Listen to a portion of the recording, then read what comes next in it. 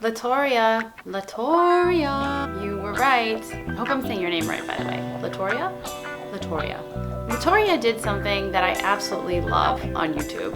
She called me out. Over the last few weeks, you've heard me talk about my goal of trying to get 1,000 subscribers by the end of August. And I usually do it with my self-deprecating commentary, like, I have to talk myself down first, saying that I think it's going to be impossible, but I'd like to try it anyway. And Latoria said to me on YouTube, you know what? You need to stop doing that. And she's absolutely right. I'm the one who's always talking about how you could do anything if you put your mind to it, and I'm sitting here saying, oh, I'm never going to get 1,000 subscribers.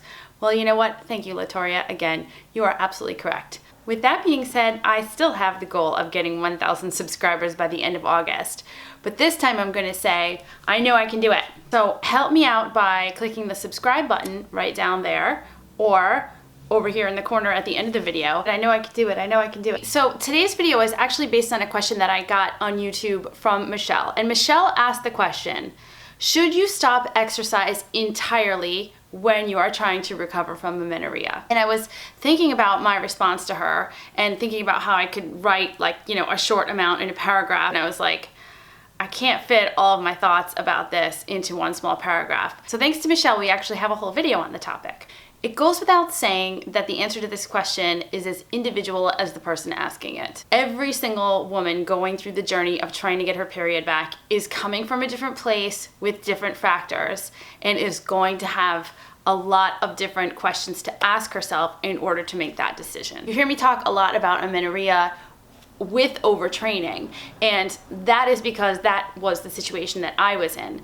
But it is not always true that women enter into a state of amenorrhea because they are overtrained, and also not all overtrained women are in a state of amenorrhea. If you are going down the path of overtraining, I mean real overtraining, and you have lost your period along the way, a reduction or complete cessation of exercise is going to benefit you greatly. Let me just get that out of the way. For everybody else, what I truly believe is that the only person who can answer this question is you, and you need to be realistic about your goals. The research that I've done on this topic is pretty extensive, but I've picked out 3 studies that I think will be really beneficial, and I'm going to link them below so that you can take a look at what the experts say are guidelines and some things to think about when you are trying to get your period back. Obviously, the number one thing we're trying to do is get the body out of a state of panic, and in that way we are trying to reduce the concept of energy expenditure in the body. The body perceives energy expenditure, or I should say an energy depletion, in 2 ways.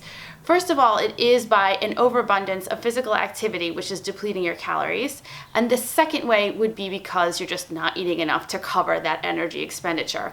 Either way, in order to recover from amenorrhea, you absolutely have to get the body out of a state where it believes that the amount of energy it is being given will not cover the amount of energy it is being asked to expend. With that being said, you have to be realistic about your goals if you wish to continue exercise. Of course, you have to ask yourself first and foremost, why do I want to keep exercising? I am not stupid, and I went through this, as you know, so I know that some of us have some concerns that are more, I'm going to be honest with you, in terms of how I thought of it. The reasons why I didn't want to stop exercise were more based on my own insecurities and habits that I wanted to try to continue. So for me at the beginning, I know that I wanted to keep exercising because I wasn't ready to let go of seeing myself as a runner. The second reason why I wanted to continue to exercise was because I knew I was eating more calories, and truthfully, I did not want to become a hippopotamus. I thought that if I continued running, that I would be able to somehow control the expansion, in my opinion. Now I'm laughing because I'm laughing at myself. So I totally understand that feeling of wanting to continue on because of that fear of, oh my God, what's going to happen to my body if I eat so much more? It's like this weird suspension of disbelief thing where I knew that I had to gain weight in order to overcome amenorrhea, yet I was trying to sort of stave off the situation. I was trying to keep it controlled by continuing to exercise. And during that time, I also told myself that I needed to maintain some vision of myself as a runner. And I was trying to keep up what I thought was a minimal amount of training. I know it sounds ridiculous, but I was trying to sort of still stay in shape in some way. So if this is the reason why you want to continue to run, think about it, okay? There's a whole other population of women that kind of have to keep exercising. And I have never been in that situation before because I am not at that level of an athlete, but I am aware of the fact that there are collegiate and professional athletes that in order to fulfill a contract or let's say a scholarship, absolutely have to keep training somewhat. This is a hugely complicated issue, and I truly hope that those women reach out to their coaches and their schools or their employers and sponsors and can have an open dialogue about what their future looks like in the sport if they don't take care of their health right away. But I do know that that reality exists. For those women, it's obviously a lot more complex because they're going to need to keep their body out of that state of panic in order to regain normal cycles.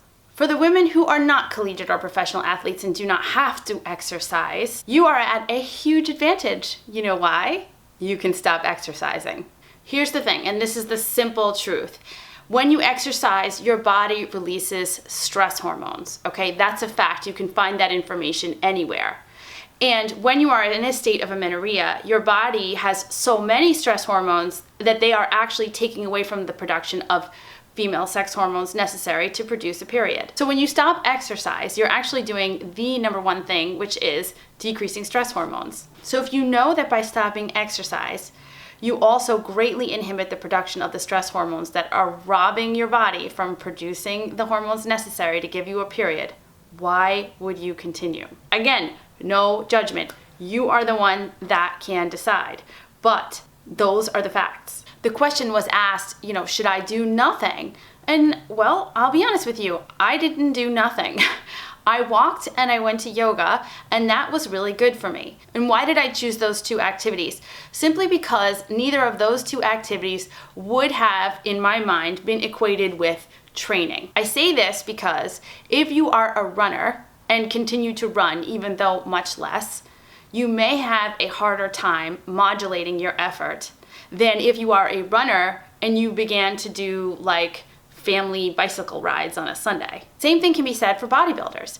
If you are a bodybuilder, you might have a harder time modulating your weightlifting in the gym during the time of your recovery than you would maybe going for a gentle swim a couple of times a week. My advice would be to choose low impact exercises that are not sport. I think mentally and physically, this gives you the break that you need. One of the studies that I link below is pretty clear about the women who regained their periods. And there's a lot of variation about the conditions that lead to them actually getting their periods back. There is a lot of variation with regard to the timing of whether they get their periods back.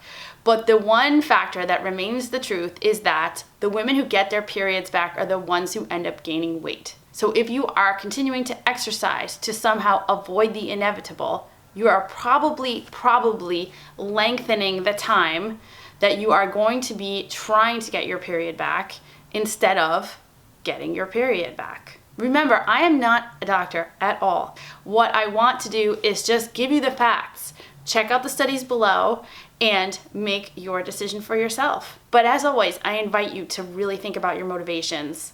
Really have a clear picture of what your goals are. We are our own worst enemies, but we can also be our own greatest strengths if we just, pull our heads out of our butt, basically. So what should you do? I don't know. Why don't you tell me what you decided to do?